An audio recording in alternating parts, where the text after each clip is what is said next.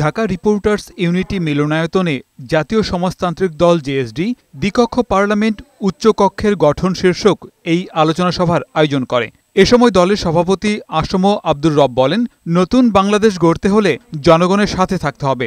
সংস্কার ছাড়া নির্বাচন এই জাতি এবং শহীদদের রক্তের সাথে বিশ্বাসঘাতকতা হবে বলেও মন্তব্য করেন তিনি। নির্বাচন আমরা অবশ্যই করব, নির্বাচন অবশ্যই লাগবে, তবে সংস্কার ছাড়া নির্বাচন করে যে এই জাতির কোনো লাভ, এই রক্তের সাথে বিশ্বাসঘাতকতা করা।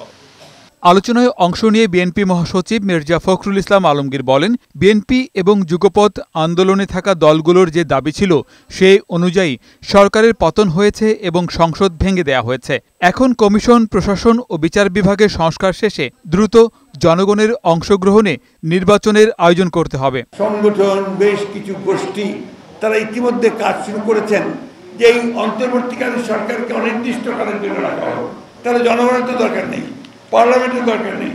নির্বাচনের পরেই যারা নির্বাচিত হবেন তারা সিদ্ধান্ত নেবেন নতুন করে লিখতে হবে নাকি একেবারেই বাতিল করে দিয়ে নতুন সংবিধান আনতে হবে, সেটা সেই পার্লামেন্টই সিদ্ধান্ত নেবে বলে আমরা বিশ্বাস করি। পরে জুলাই গণ অভ্যুত্থানে আহতদের দেখতে রাজধানীর পঙ্গু হাসপাতালে যান বিএনপি মহাসচিব মির্জা ফখরুল ইসলাম আলমগীর। আহতদের খোঁজ খবর নেয়ার পাশাপাশি আর্থিক সহায়তা তুলে দেন তিনি।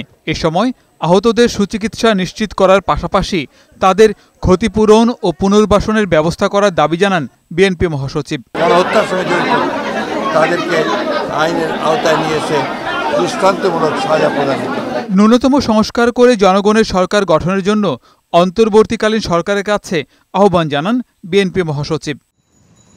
গোলাম মোর্শেদ, বৈশাখী সংবাদ, ঢাকা।